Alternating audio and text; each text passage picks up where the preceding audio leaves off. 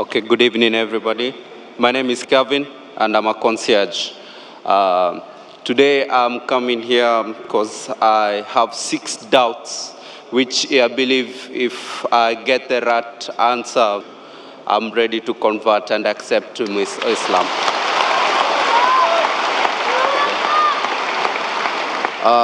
To start with, on my first question, is that how do I know that Islam is the right way to worship? And I will follow that question with the second question, which goes like, how do I know that the message I'm conveying is going to God? Okay? And my third question, since Dr. Zakir, I've been listening to you before, you have said before and you have preached that there's no way you can go to heaven without strictly abiding to the commandments that were given to Moses. In the present world and challenges with the media, with everything that comes along to our life in our present day, how do we abide to this law? And does God forgive you if you repeatedly make mistakes and repent? Brother wants to give in 2 parts. He wants to ask 6 questions. The first 3 questions, brother asked, that how do I know in Islam the worship is correct? It can be understood as how we worship in Islam, is that correct?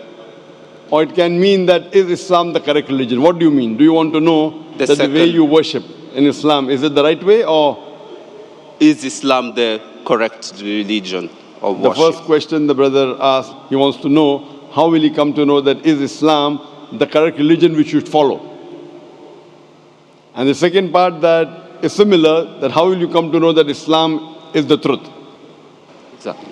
And the third that he said, I said in one of my speech, that J.S. peace be upon him, said that if you want to enter Jannah, you should keep all the commandments and follow all the laws mentioned in the Old Testament. How in this age can we follow all the laws of the Old Testament? I will try and club the first 2 questions together. That how do you know that Islam is the correct religion to worship? And how do you know that Islam is the truth? Islam comes from the word salam, which means peace. It is also derived from the Arabic word silm, which means to submit your will to God. Islam means peace acquired by submitting your will to Almighty God.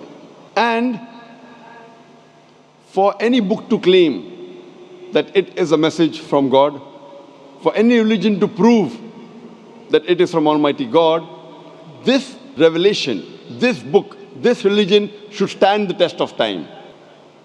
Previously, it was the age of miracles. And the glorious Quran is the miracle of miracles. Later on came the age of literature and poetry. Muslim and non-Muslim Arabic scholars alike, they claim the glorious Quran to be the best Arabic literature available on the face of the earth. But today, if a religious book says in a very poetic fashion, the world is flat, will a mortal man believe? But natural, no. Because today is the age of science and technology. So if we put this test of science and technology to all the religious scriptures that we have today, of the different religions of the world, all of them fail the test except the Quran. And I've given a lecture on the topic Quran and modern science, compatible or incompatible. Time does not permit me to give a full lecture in this question and answer session. But I'd like to mention that Albert Einstein said, the famous physicist and the Nobel Prize winner, that science without religion is lame, and religion without science is blind. Let me remind you, the glorious Quran is not a book of science, S-C-I-E-N-C-E, but it's a book of signs, S-I-G-N-S. And there are more than 6,000 signs, more than 6,000 ayats in the glorious Quran, out of which more than 1,000 speak about science. Now, if you compare the scientific facts that we have come to know, we find that what science has discovered recently, maybe 50 years back, 100 years back, 200 years back, 400 years back, the glorious Quran has mentioned 1400 years ago. The Quran speaks about the creation of the universe in Surah Anbiya, chapter number 21, verse number 30. What the scientists discovered recently about the Big Bang. What they discovered 50 years back is mentioned in the Quran 1400 years ago. We came to know that the earth is spherical in 1577 when Sir Francis Drake sailed around the earth. The Quran says in Surah Naziyat, chapter number 79, verse number 30, that we have made the earth egg-shaped, wal arda ba'da zalika dahaha, referring to the egg of an ostrich, and we know the egg of an ostrich is geospherical in shape. We previously thought that the light of the moon was its own light. Recently we came to know 100 years back, 200 years back, 300 years back, that the light of the moon is reflected light, not its own light. This is mentioned in the Quran 14 years ago in Surah Furqan, chapter number 25, verse number 61. So who could have mentioned all these facts in the Quran which we came to know recently? Previously, when I was in school, I had learned that the sun revolves but does not rotate about its own axis. Quran mentioned in Surah Anbiya, chapter 21, verse number 33, that the sun, besides revolving, it also rotates about its axis. Today, science has come to know that besides the sun revolving, it even rotates about its axis, which is mentioned in the Quran 14 years ago. In this way, the Quran speaks about botany, about biology, about zoology, about embryology, about genetics, all which we came to know recently in science, 50 years back, 100 years back, 300 years back, 500 years back. So if we put this test of science today to all the religious scriptures, the only religious scripture that passes this test is the glorious Quran. Today, science hasn't advanced so much that it knows everything. So I tell the people that if you analyze the Quran, we come to know approximately 80% what the Quran speaks about science. Today, science has confirmed it is 100% correct. There may be about 20% which is ambiguous, neither right, neither wrong. So my logic says when 80% is 100% correct, the balance 20%, inshallah, will also be correct. So it is a logical belief. There is not a single verse in the Quran which has been disproved by scientific fact. There may be hypotheses which may not agree with the Quran, but there is not a single verse in the Quran which is disproved by any scientific fact. So based on this, if we put this test to any scripture, the only religion, the only scripture that passes this test is Islam and Quran. I started the question answer session by quoting a verse of the Quran from Surah Isra, chapter number 17, verse number 81, which says, وَقُلْ جَاءَ الْحَقُّ وَزَاقَ الْبَاطِلِ إِنَّ الْبَاطِلَ كَانَ زَهُوقًا. Say that truth has arrived and falsehood perishes. For falsehood is by its nature bound to perish. So if you put this test, the only religion that passes the test, the only truthful religion which is not corrupted, that's the reason William Moore said that the only religious scripture, he said 200 years back, being a critic of Islam, the only religious scripture that has not been altered and has maintained its pure form for 1200 years, it is the glorious Quran. So based on these facts, the only religion we can think and can understand and can believe it is truthful and correct, it is the Quran. As far as the third question is concerned, that I had mentioned in my speech that Jesus Christ, peace be upon him, said that you have to follow the commandments in the Old Testament. I was quoting the verse of the Bible, Gospel of Matthew, chapter number 5, verse number 17 to 20, where Jesus Christ, peace be upon him, says that unless your righteousness exceeds the righteousness of the scribes and the Pharisees, in no way shall you enter the kingdom of heaven. So if you have to be a good Christian at the time of Jesus Christ, peace be upon him, if you want to enter paradise, you have to follow all the commandments of the Old Testament. You cannot break a single jot or a tittle. If you do that, you shall be called least in the kingdom of heaven. So based on this verse of the Bible of Gospel of Matthew, chapter 5, verse 17 to 20, you have to follow each and every law of the Old Testament. And your question was very good and very logical. How can we in this age follow everything of the Old Testament, which is difficult? I agree with you. That's the reason Jesus Christ, peace be upon him, also said in the Gospel of John, chapter number 16, verse number 12 to 14. He said, I have many things to say unto you, but ye cannot bear them now. For he, when the Spirit of truth shall come, he shall guide you into all truth. He shall not speak of himself, all that he hears shall he speak. He shall glorify me. Here, Prophet Jesus, peace be upon him, is prophesying the coming of the last and final messenger, last and final prophet, Prophet Muhammad, peace be upon him. That when he will come, he will guide you unto all truth. That means Jesus Christ, peace be upon him, knew that everything what is mentioned in the Bible cannot be followed later on, maybe a few centuries later.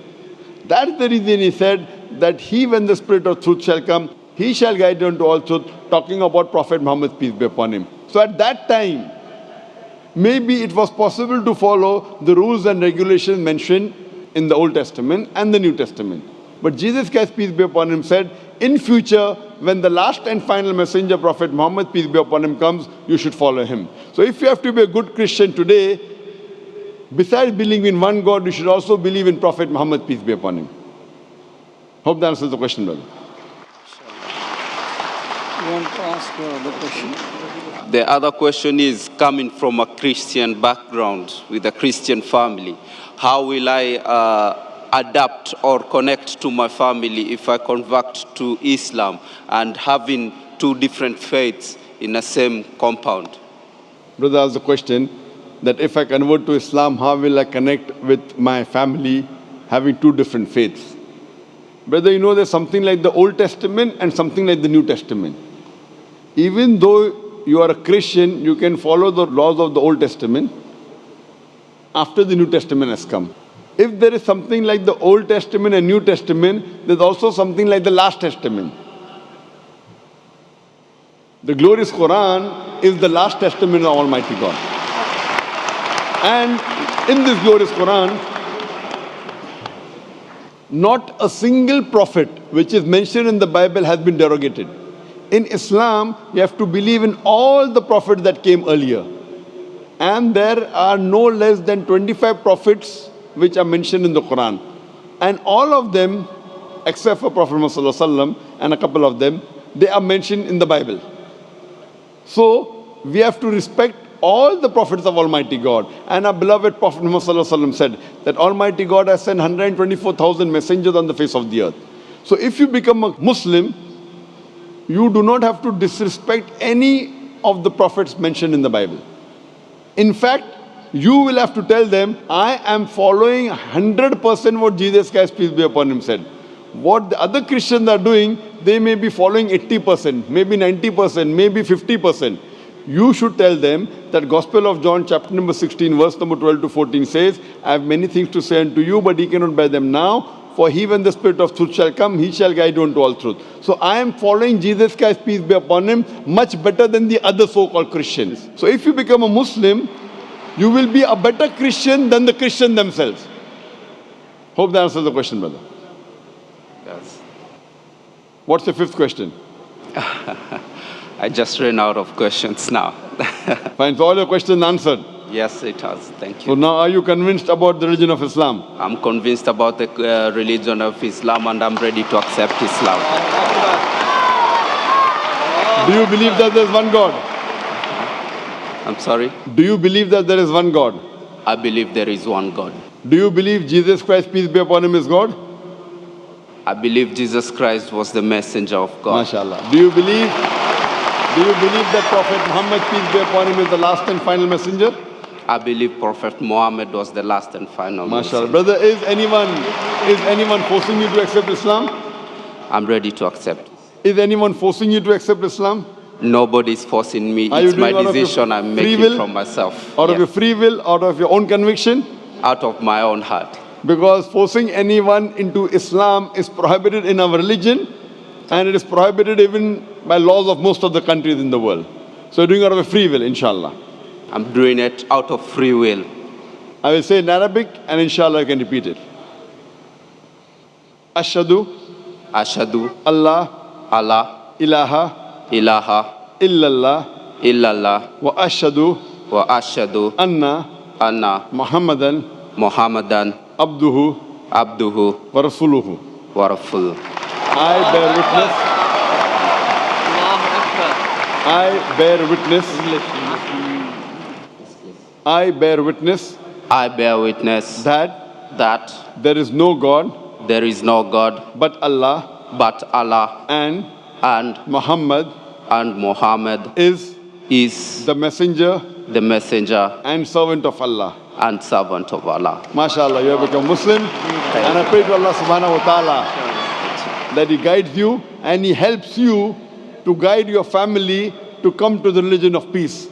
And I pray to Allah subhanahu wa ta'ala to give you the best in this world as well as in the next life.